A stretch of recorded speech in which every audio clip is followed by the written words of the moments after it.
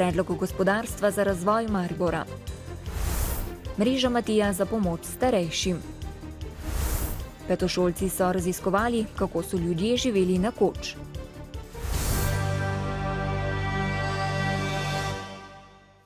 Lepo pozdravljeni. Gospodarstveniki, podjetniki in obrtniki iz Podravja, predstavniki Mariborske univerze ter nevladnih organizacij so pred petkovim obiskom vlade v regiji razpravljali o 35 ukrepih za razvoj Maribora in Podravja.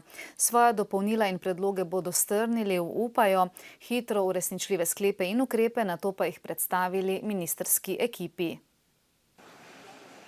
Del gospodarstvenikov od države pričakuje konkretne ukrepe za reševanje svojih podjetij. Drugi bi stanje najprej analizirali in se nato odločili, komu in kako pomagati z nepovratnimi državnimi sredstvi. Tretji, visokotehnološko in izvozno usmerjeni, menijo, da se je treba najprej odločiti, kaj si sploh v Mariboru želimo ustvarjati čez 5 ali več let. Podjetje rešujejo svojo eksistenco danes, še morda za jutri, kaj bo pa čez leto ali pa več, pa žal v tem trenutku zmanjkuje volje, pa energije in časa. Opažamo, bom rekla, že dlje časa, da odziv Štajerske regije kot taka je izredno slab. Imamo 90% strank, vse posod druge, samo Maribor pa okolica. Z iskanje nekih takih produktov in storitev na trgu, ki bi lahko bili konkurenčni, o tem ni dosti govora. Premalo se pogovarjamo, kaj si želi biti Maribor čez 5 let ali pa 10 let. In pravzaprav, katere so tiste aktivnosti, kateri so tisti projekti, s katerimi bi te cilje in želje dosegli. Organizatorji so prepričani, da je dobro, da so gospodarstveniki in drugi sedli skupaj ter se končno začeli pogovarjati. Mi želimo konkretne predloge od gospodarstva in vsa pričakovanja, ki bo seveda smiselno, bomo zdaj nekje skupaj združili v en dokument. Jaz upam, da bo iz tega nabora 35 ukrepov, da bomo prišli do 5-6 strateško pomembnih in da jih bomo lahko takoj začeli uporabljati. Vladni ekipi bo dogovorjene ukrepe mariborski župan predstavil v petek ob predvidenem obisku Podravja. Sicer pa se je danes odzval tudi na zahteve uporabnikov kulturnega centra dr. Andrej Fištravec, ki se v pekarni le delno strinjajo s prenovo hladilnice in lubadarja. Kot je dejal, je gradbena dokumentacija že pripravljena in se zato o njej ni mogoče pogovarjati. Zahteve uporabnikov, o katerih smo poročali včeraj, so po besedah župana Fištravca neresne. Celotna ekipa pekarne, ki bi se zdaj rada pogajala, je sodelovala pri postopku priprave gradbene dokumentacije, je povedal, in dodal, da ima občina gradbeno dovoljenje, zato je smiselno obnovo čim prej začeti. Zato sta na voljo slaba 2 milijona evrov evropskega denarja, dober milijon bo prispevala občina. Mirjana Bušljeta, vršilka dolžnosti direktorice Splošne bolnišnice Ptuj, ni prepisala magistrske naloge. To je konec aprila ugotovil senat Fakultete za organizacijske vede v Kranju, danes pa potrdil tudi senat Univerze v Mariboru. Bušljetova je z odločitvijo senata zadovoljna in dodaja, da odkar je prevzela vodenje te bolnišnice, se je želijo nekateri sodelavci znebiti. Da Bušljetova ni prepisovala, je že aprila ugotovila posebna komisija na Fakulteti za organizacijske vede. Med drugim je ugotovila, da uporaba zbranih podatkov o okužbah in uporaba poročil Komisije za bolnišnične okužbe ne predstavlja kršitve avtorskih pravic posameznikov, ki so podatke zbrali. Bušljetova je imela za uporabo teh podatkov pisno dovoljenje takratnega direktorja bolnišnice Roberta Čeha. Verjamem, da je bila ta strokovna komisija sestavljena korektno.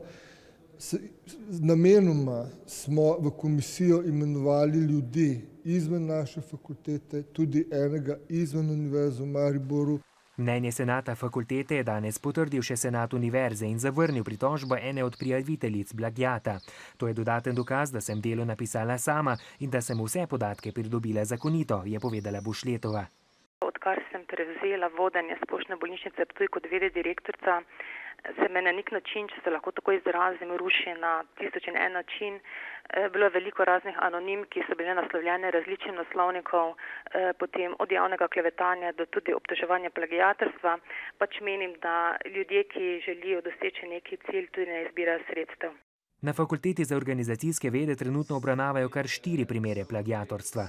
Potrebno je ločiti prijave dejanskega plagiatorstva, za katere verjamem, da so od nekih zlonamernih prijav. In ravno tem zelo namernim prijavam z namenom diskreditacije posameznikov menim, da se je prav izogniti. Da se bodo takšnim prijavam v prihodnje izognili, bodo začeli postopke preverjanja domnevnih plagiatov zaračunavati. Samo primer magisterija Bušletove naj bi stal najmanj 8 tisoč evrov. Številnim starejšim so lahko vsakodnevna opravila velika težava. Za izboljšanje kakovosti njihovega življenja od začetka leta deluje mreža Matija. Ta prek enotne brezplačne telefonske številke 080 10 10 ponuja dostop do najrazličnejših informacij in storitev. Od 1. julija, ko začne veljati novi zakon o urejanju trga dela, pa tudi pomoč pri iskanju občasnega dela. Storitvijo Prosfostor bodo starejši veliko lažje dobili tudi prevoz za obisk zdravnika. Leopold Karneža prihaja z Majšperka. Danes je imel pregled v mariborskem zdravstvenem domu, ker invalid daljše vožnje sam ne zmore več. Hoditi tudi ne morem kaj dosti. In sem potem to zadevo izkoristil. Poklical na številko, brezplačno, in so prišli po mene. Dobar dan, lep pozdrav Tomaž. Dobar dan. Vi ste prišli po mene? Ja, da vas peljem. Zelo lepo. Po mestu se večkrat peljem sam in sem razmišljal, da bi lahko ta moj prevoz bil koristen nekomu. No in v takih primerih poiščemo, če obstaja nek prostovoljni šofer v tem kraju, iz katerega kliče starejši, jih med seboj povežemo in tako lahko starejšemu zagotovimo brezplačen prevoz. Pokojnine so zelo nizke in če mora nekoga prositi, normalno mora plačati, kar je že težava. Da bi upokojencem izboljšali socialni položaj, bodo z akcijo Matija dela povezali delodajalce in starejše, ki so še pripravljeni in zmorejo delati, imajo znanje in izkušnje. Kajti nova zakonodaja to omogoča in na tak način želimo omogočiti podjetjem, da bodo prišli do izkušenih, preverjenih delavcev. Ob tem bodo spremljali tudi ocene o zadovoljstvu delodajalcev s posameznimi delavci, ponujali pravne informacije o ureditvi dela starejših in vodili evidenco vseh sklenjenih pogodb. Predsednike koalicijskih strank, vodje poslanskih skupin in poslance iz koalicijskih strank še danes čaka razprava o prodaji državnega premoženja in rebalansu proračuna pri premierki Alenki Bratušek. Vlada naj bi rebalans potrdila že kmalu, parlament naj bi ga obravnaval na julijski seji. Zdaj pa poglejmo še druge domače vesti. Poslanci so na današnji seji razpravljali o noveli zakonov o sodiščih in sodniški službi. Pristojni minister pričakuje, da bodo ukrepi, kot je večja pristojnost predsednikov sodišč in njihova odgovornost ob nedoseganju predvidenih rezultatov, prinesli večjo učinkovitost sodišč. V sodstvu imajo glede sprememb pomisleke. Ukrep je nedomišljen in rokohitrski, opozarja predsednik Sodnega sveta Janez Flaj. Predsednik Vrhovnega sodišča Branko Masleša pa meni, da gre za podrejanje sodstva izvršni veji oblasti. V državnem zboru so obravnavali tudi predlog novega zakona o štipendiranju, ki vnovič določa pravico do državne štipendije za mladoletne dijake, poleg tega pa uvaja tudi deficitarne štipendije. Do 28. junija bo opravljen prvi prenos slabih terjatev iz Nove Ljubljanske banke na Družbo za upravljanje terjatev ali Slabo banko. Tako napoveduje začasno vodstvo Slabe banke, med katerim so 4 tuji strokovnjaki. Gre za terjatve NLB do podjetij v stečaju, ki so bile nekoč vredne 2 milijardi. Na Slabi banki pa bodo sami ocenili vrednost tega. Pričakujejo, da se bodo čez tedne začeli ukvarjati še z drugima državnima bankama. Predsednik prejšnje uprave Mercatorja Žiga Debeljak je na današnji skupščini delničarjev družbe ostal brez razrešnice za delo v preteklem poslovnem letu, prav tako Melita Kolbezen in Peter Zavrl. Zdajšnja uprava, ki jo vodi Toni Balažič, je razrešnico dobila skorajda soglasno. Navzočega je bilo blizu 70% kapitala, predvidoma zadnjič zbranega v zdajšnji sestavi. Več večjih lastnikov je namreč ravno v teh dneh prodalo 53% delnic družbe hrvaškemu Agrokorju. Predstavniki kupca danes niso bili navzoči. Pa se vrnimo še v stare čase. Petošolci osnovne šole Toneta Čufarja iz Maribora so včeraj popoldne z besedo, igro, plesom in petjem svojim staršem predstavili, kako je življenje potekalo nekoč. Od januarja so namreč raziskovali stare običaje in navade, spoznavali praznike, takratno hrano in delo. Učenci so se ob pripovedih svojih babic, dedkov in starejših krajanov naučili marsičesa in bili nad njihovimi doživljaji iz preteklosti nemalokrat začudeni. Presenetilo me je, kako so v šoli bili strogi, pa kako so mogli doma opravila delati. Kaj je bilo pa recimo svetla plat tistega časa? Ja, ni bilo toliko osnaževanja. Več so se zunaj gibali, niso bili toliko pri televiziji, pač ker je ni bilo temna plat, je pa, da so mogli toliko delati, ne? Več naporno je bilo. Pa bi živel v tistem starem času? Najbolj ne, sem še najmanj pa v šoli, ker so bili zelo strogi, ampak je pa bilo za preživeti, saj tudi oni so tako živeli. Mladi raziskovalci so pokukali v marsikatero ropotarnico, saj so pripravili tudi razstavo starih predmetov. Gre za ohranjanje šeg in navad, torej ljudskega izročila, in to bi radi z razredničarko 2. 5. razreda prenesli na najine učence in upava, da nama to uspeva. Razredni projekt raziskovanja življenja nekoč je namreč na osnovni šoli Toneta Čufarja del učnega programa že desetletje.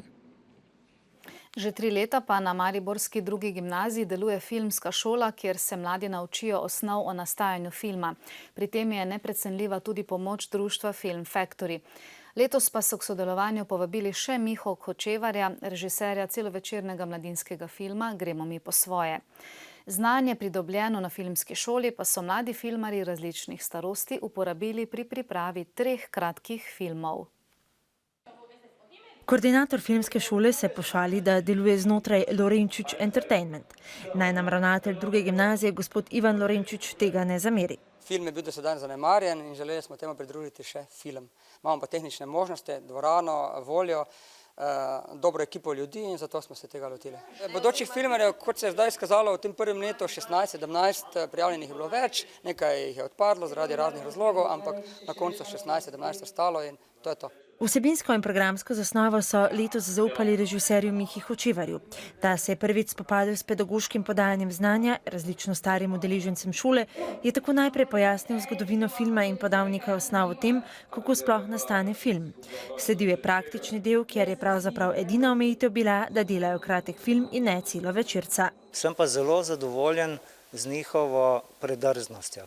Namreč že danes pri teh prvih poskusih filmanja uporabljajo filmska izrazna sredstva, ki se jih drugače lotevajo šele profesionalci, se pravi flashback, sanjski prizori in podobno, kar dramaturško in pripovedno zahtevne stvari. Tako da to mi je všeč.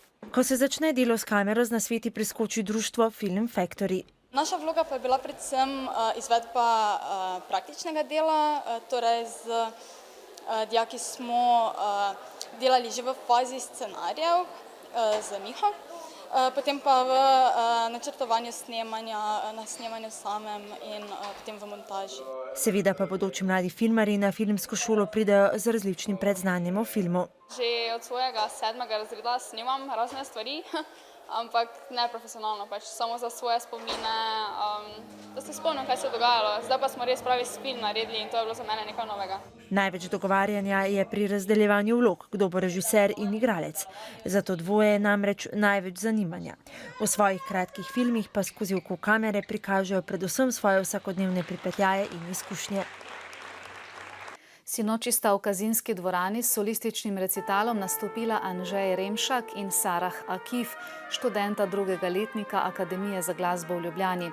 19-letni Anžej je trobentač. Od leta 2005, odkar se udeležuje tekmovanj, je prejel kar 10 zlatih priznanj in 9 prvih nagrad ter velja za enega najbolj perspektivnih mladih slovenskih trobentačev.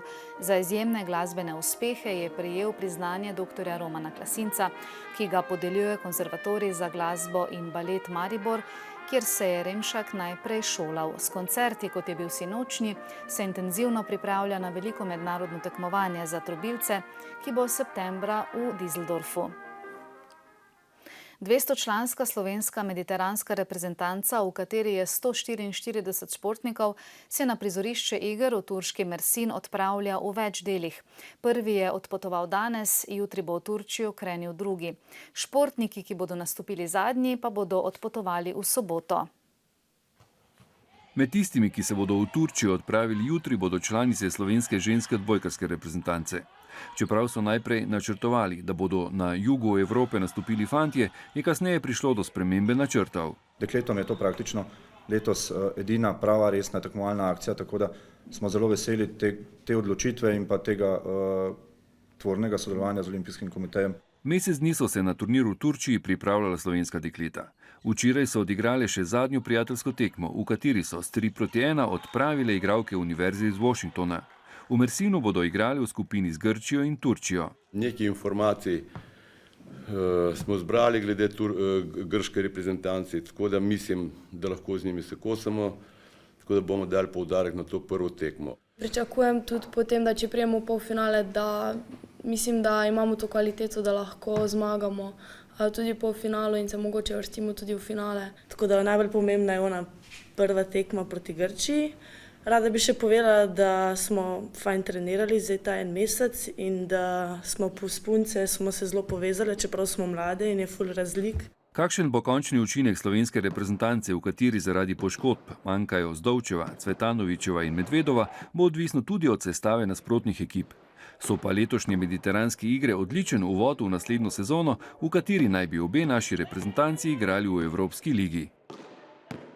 Kadetsko in mladinsko evropsko prvenstvo v sabljanju bo leta 2015 potekalo v Mariboru v organizaciji Sabljaškega kluba Branik in Sabljaške zveze Slovenije s pomočjo mesta Maribor. Tako so odločili na kongresu Evropske sabljaške konfederacije v Zagrebu. Športna dvorana Lukna v Ljudskem vrtu bo tako 10 dni gostila približno 800 mladih sabljačev in sabljačic iz 45 evropskih držav. Za organizacijo prvenstva sta se potegovali še Srbija in Rusija. Voditelji držav članic G8 so se danes na Severnem Irskem dogovorili, da ne bodo več izplačevali odkupnin za talce, ki so jih ugrabili teroristi. Države so pozvale tudi podjetja, naj sledijo njihovemu zgledu. Zdaj pa še pregled drugih tujih novic. Grška javna radiotelevizija ERT mora takoj začeti oddajati program, a le do ustanovitve nove, vitkejše radiotelevizije je sinoči odločilo grško upravno sodišče. Odločitev je prišla potem, ko je grška vlada prejšnji teden dobesedno čez noč ukinila javni medijski servis, skoraj 2700 zaposlenih pa postavila na cesto. Premier Samaras je za september napovedal ustanovitev nove javne radiotelevizije, ki pa bo zaposlovala le tretjino dosedanje delovne sile. V Braziliji je v ponedeljek zaradi slabega gospodarjenja in korupcije protestiralo približno 200 000 ljudi. V brazilski prestolnici je demonstrantom uspelo celo zasesti dele strehe brazilskega parlamenta. V São Paulo so blokirali most, v Riu pa je sprva miroljubno protestiralo približno 100 000 ljudi, a je kasneje prišlo do izgredov, ko so nekateri zamaskirani protestniki poskušali zažgati poslopje regionalnega parlamenta. Protesti so se začeli po zvišanju cen avtobusov, sedaj pa so se usmerili tudi proti več milijard ameriških dolarjev vrednim izdatkom za nogometno svetovno prvenstvo, ki bo prihodnje leto, in za olimpijske igre v letu 2016. Afganistanske varnostne sile so uradno prevzele odgovornost za varnostne razmere v še zadnjih predelih države. S tem se je tudi končal prenos varnostnih odgovornosti od mednarodnih sil ISAF pod vodstvom NATO. NATO-ve sile bodo tako odslej imele podporno vlogo pri zagotavljanju varnosti, ki jo bodo ohranile vse do umika zadnjih vojakov iz Afganistana konec prihodnjega leta. Po več letih prizadevanj bo mesto Köln dedičem judovskega trgovca z umetninami Alfreda Fleichtheima vrnilo slika avstrijskega slikarja Oskarja Kokoške. Portret Tile Durieux, katerega vrednost je ocenjena na okrog 3 milijone evrov, je bil sicer več let na ogled v muzeju Ludwig. V živalskem vrtu v San Diegu je prvi rojstni dan praznovala gorila z imenom Monroe. Živahni malček je imel pravo rojstnodnevno zabavo, dobil je celo torto, ki so jo pripravili iz ledu, sadja in zelenjave.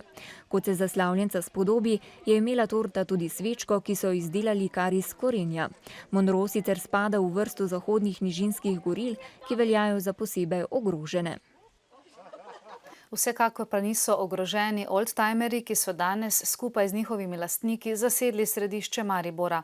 Na povabilo društva Oldtimer Štajerska so namreč mesto ob Dravi obiskali italijanski kolegi iz sekcije Benz Italija. Prava paša za oči so bili njihovi jekleni konjički znamke Mercedes. V množici avtomobilov na eni glavnih mestnih prometnic kolona veteranov ni bila niti zelo opazna, a kmalu so Mercedesovi znaki vzbujali zanimanje mimoidočih. Nekaj metrov smo se popeljali z letnikom 1957. Njegov lastnik avtomobile izbira zadnjih 30 let in ima v lasti kar 14 Mercedesovih oldtimerjev. Nella mia vita privata faccio nulla. Niente. Mi dedico alle mie. Med lepotci, ki so jih danes postavili tukaj na Trg Svobode, zagotovo izstopa tale, kajti kot prvemu na svetu so mu že pred več kot 50 leti vgradili tudi telefon. L'auto è del 1956, è un'auto costruita dalla carrozzeria Ghia di Torino su meccanica Mercedes per il re della Arabia Saudita. Infatti è una macchina speciale con tutte varie particolarità, vetri elettrici. Izdelali so ga za enega od arabskih vladarjev in je danes po oceni lastnika vreden najmanj $500 milijonov. Svoje jeklene konjičke so na ogled postavili tudi Slovenci, kar 48 let tega belega lepotca vozi Ivan Gorjanc. Sem ponosen, da je tudi komplet v originalu in tako da upam, da bo tudi vnaprej ostal v familiji. Prendi una macchina in leasing, non gli fai nulla, non ti interessa nulla perché dopo 2 anni, 3 anni la dai via. Invece queste sono un amore. Če ne bi bilo takih, kot smo mi, naši zanamci ne bi videli teh lepih vozil. Sicer pa jih bodo lahko občudovali tudi naši sosedje, saj karavana pot nadaljuje proti Hrvaški. Še vreme, tudi jutri bo precej jasno, ponekod bo pihal južni do jugozahodni veter. Temperature bodo sprva od 14 do 20, nato se bo ogrelo od 30 do 35 stopinj Celzija. Enako sončno in vroče ter vetrovno bo v četrtek in petek. Sredi dneva in popoldne bo po nižinah in še posebej v mestih velika toplotna obremenitev. Vročina bo popustila predvidoma ob koncu tedna. Do takrat pa vas bosta čez pregled dogodkov popeljala Franja Pižmoht in Dušan Tomažič. Prijeten preostanek torka želim.